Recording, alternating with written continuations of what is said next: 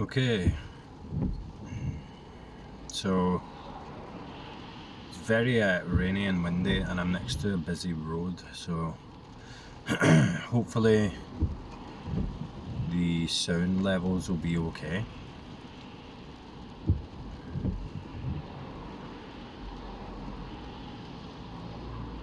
But we'll respond to some more comments here. So, by the way, if I've missed anyone, because I have a feeling that I've kind of missed some comments, and I can't seem to find them on the YouTube. So if I missed anyone's question or comment, just let me know in the comments, and I'll try not to lose it. Or I'll look for it after this. So Jenny, I think, asks or says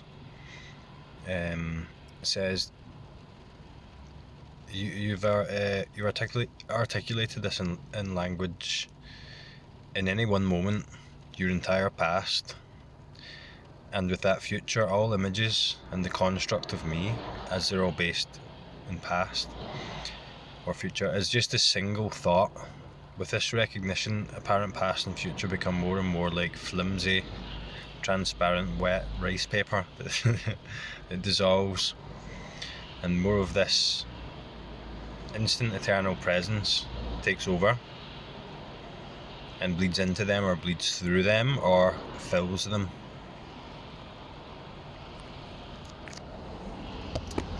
It is very loud. Hopefully it's not too loud. I'll speak up a bit.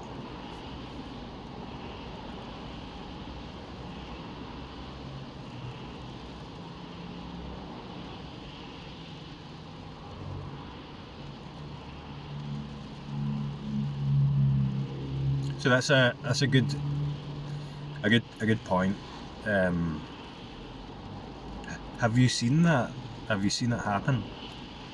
Or let's say, has it been seen in real time? It's quite a shock.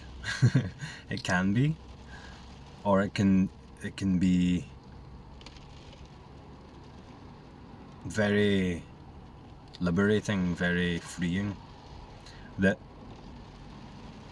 it's always just the one thought. There are no thoughts, plural, happening over time.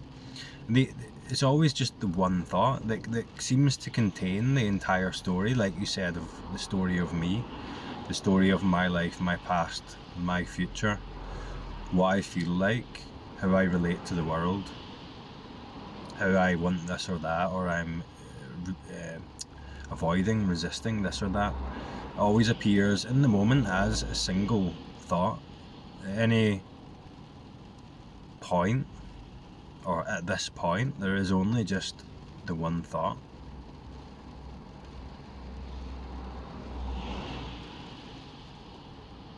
Eventually, it is clear that the thought isn't even coming and going.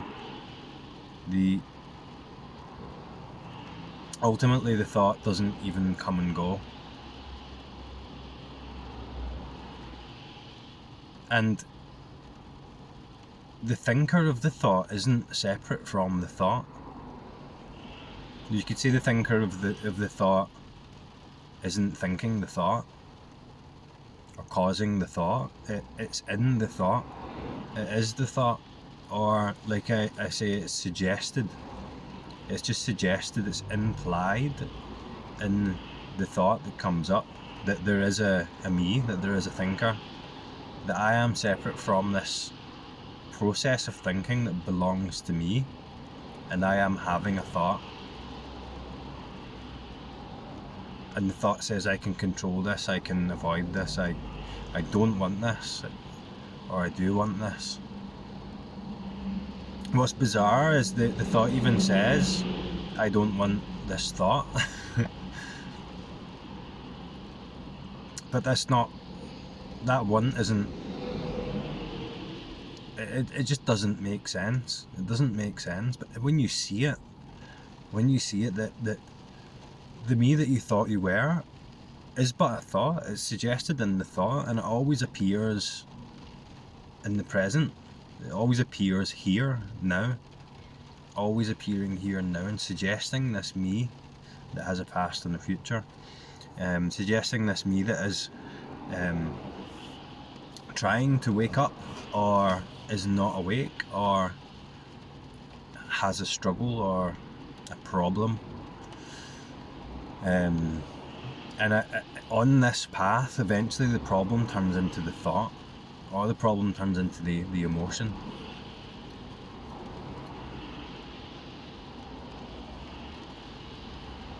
When it's seen that thinker is suggested in the thought, that you aren't separate from that thought as a thinker, then it loses its power, it loses its reality, it loses its the illusion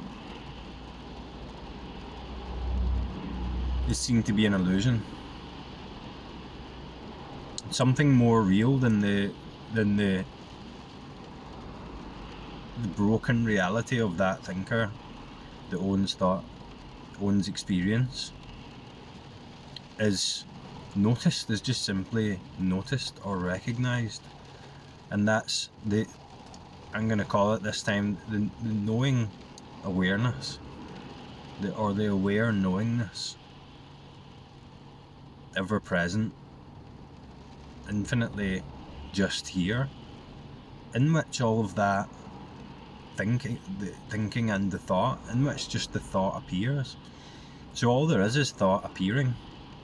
There's no one controlling or resisting it or relating to it or using it to relate to things or an objective world. There's just thought simply appearing, or thought simply is. And with that, the reality of the narrative, that thought narrative as well, and it becomes, what did I say there? The reality of that thought narrative loses its hold as well. Because the whole basis for that entire thing has been seen through. And then something more obvious comes in, something much more simple and more, something self-confirming. You hear a lot, self-confirming, because it's just here, it's certain.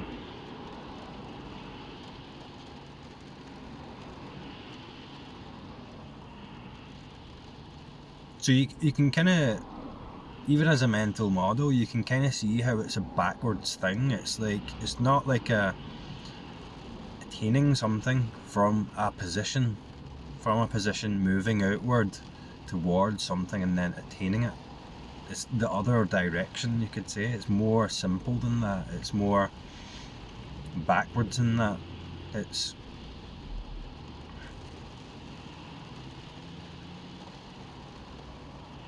should I use another analogy? I'm not very good at analogies.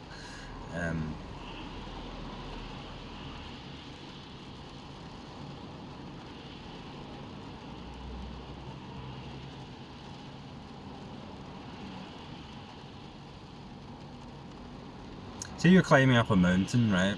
You're climbing up a mountain and it's endless and you can't see the top, but you know the top's there, and you're like, I must get to the top because I need to appreciate this view, the view from the top of the mountain that I've always longed for. So I'm climbing up this mountain and you go through the clouds, and every time you go through the clouds you think you see the top and you're like, oh okay, and then more, you break through the clouds and you see this is more mountain going on and on and on, and eventually this goes on and on and on, and eventually you get to the point where you just get fed up and you're like, I can't do this anymore, and then you stop, and then you've been focused on the top of the mountain, the point that you're going to use to see the view,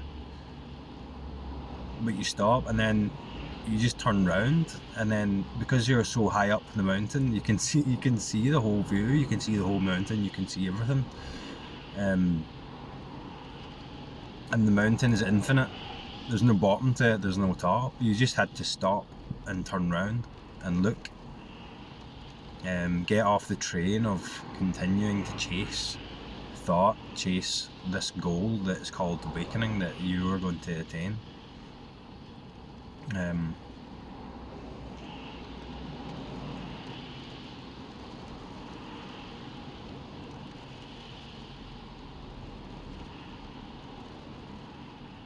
And that thought is automatic, and what it seems to do is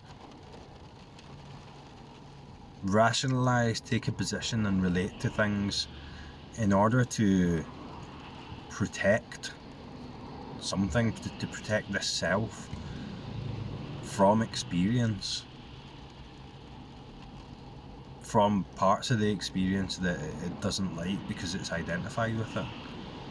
And a big part of that's emotion. So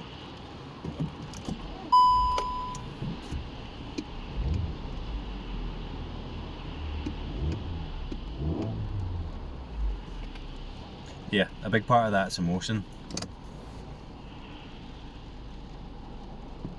Sorry, my battery's draining there. So the thought comes in, it rationalizes the emotion gives reasons for it, and reasons and an apparent route away from it. But the emotion again just appears on its own, like the thoughts. It's not escapable. But in that, if you go directly into that, to the point where you're not separate from it to relate to it and try and understand it, it's not a problem anymore, and it's infinite. It doesn't have a start and an end. It doesn't have a good or a bad. It doesn't have dualities and opposites. It's infinite, and it's completely perfect. Okay, so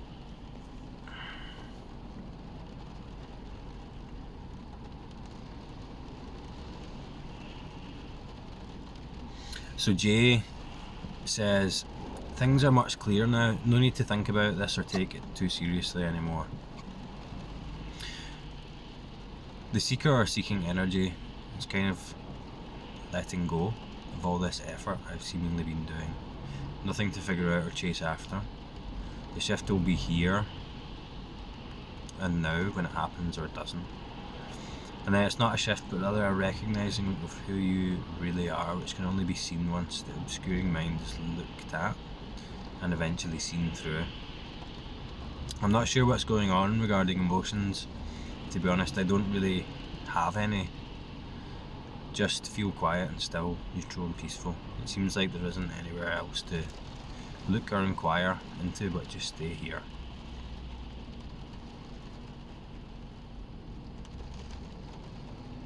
Awesome. Yeah, the emotions will come. The emotions will come. Especially after that let's call it a shift. The shift never really happens, not in the conventional sense, not in the way the mind would frame it. It never really happens in time. It's hard to describe that. It's quite paradoxical.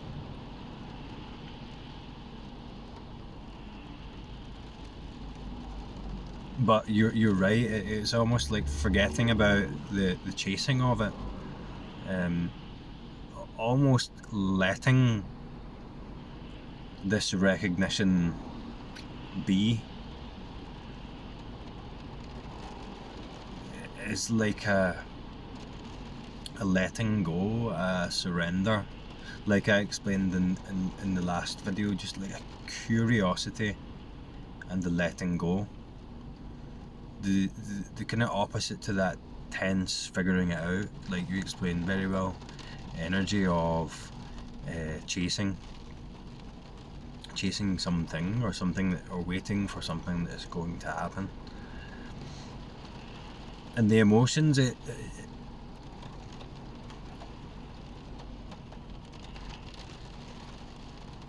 can talk from my own experience. The emotions became, when I actually, let's say, attention was brought to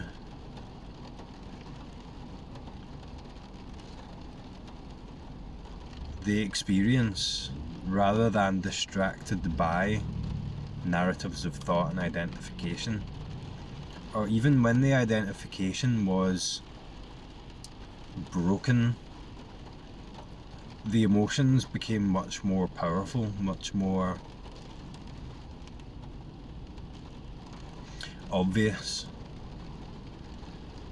And it seems like the reasoning and the reason why the story, the narrative, the resistance to experience through that narrative in the internal world was keeping the emotions under control, in a sense, keeping them at bay, or keeping them pushed down, or you could say repressed to a degree, because part of me was scared of the emotion, scared of feeling the emotion, and didn't want it. Felt like I had to suppress it or not accept it because it wasn't right or it wasn't appropriate or whatever. When that narrative isn't there to hold together the story about it and the story about what it means and the value of it, or the story about the escape from it, then all there is the emotion as it is, as it comes up, as it appears. And it turned out that there was an enormous amount of emotional charge there. There was an enormous amount of emotions that were waiting to be expressed or waiting to be noticed or looked at. And I think that's what a big part of the dark night thing that I explained before, the existential dread that I talked about in another comment, came from. It was that fundamental question of what is this? That fundamental existential question and fear of death at the heart of life, really, life and death. And that kind of had to be confronted, let's say. That had to be moved through, or that had to move through me. And I just didn't realise how much of the emotional landscape, the emotional experience was being almost ignored by identification with and belief in this story. I'm not saying that's your experience, but maybe you could relate to that. And it's not even like the absence of emotions was peace. It's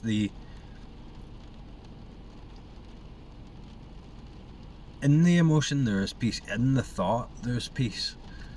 And in any of this experience, not excluding or resisting anything, is deep, infinite peace. And it didn't depend on the circumstances or the conditions of experience for that peace to be present. It seemed to be obscured sometimes, but it never really was. It never really was. At the end of the day, it never was. It was kind of like a fake obscuration, you could say. I can't say if the emotion was less before the recognition and more after, or if it was just allowed. It was just the let's say attention was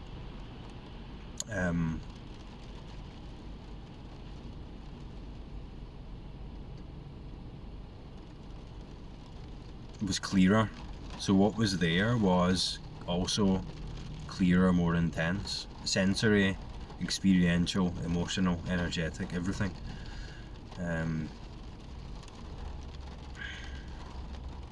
But again, everyone's a bit different, I think, with these things.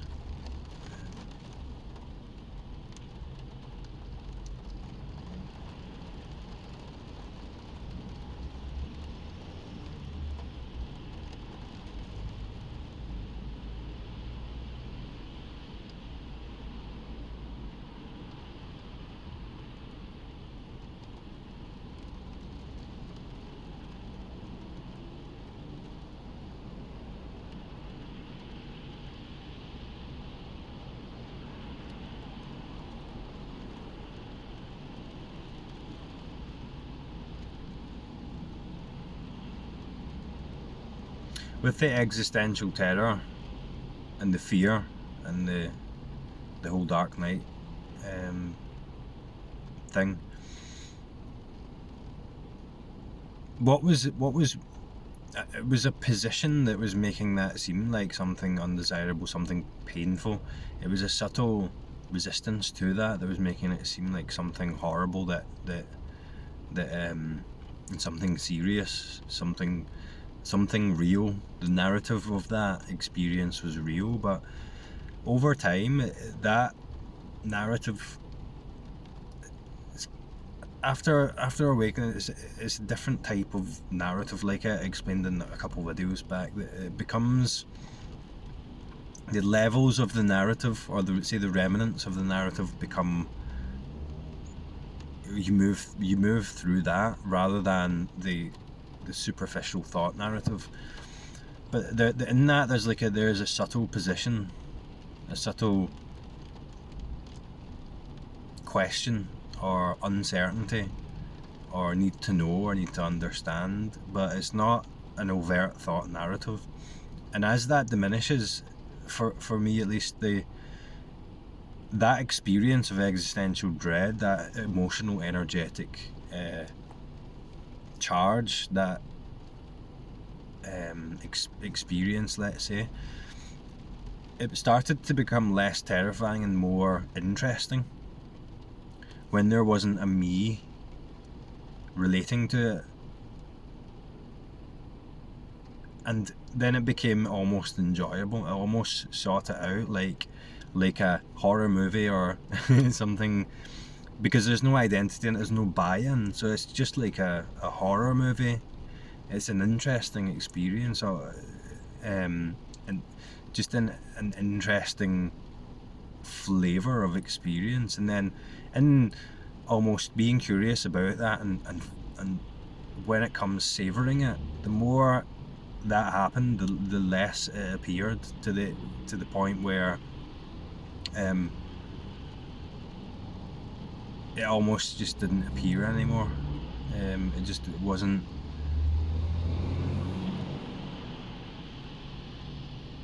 It got boring, you could say. Maybe you see a horror movie the first time and it's terrifying. You see it 50 times and you're like, oh, I've seen this, it's not that scary, I know what's coming, type thing. That's the only way I could describe it. I was talking to someone else in the comments about this very thing. Anyway, I'll need to go now, but I'll talk to you next time.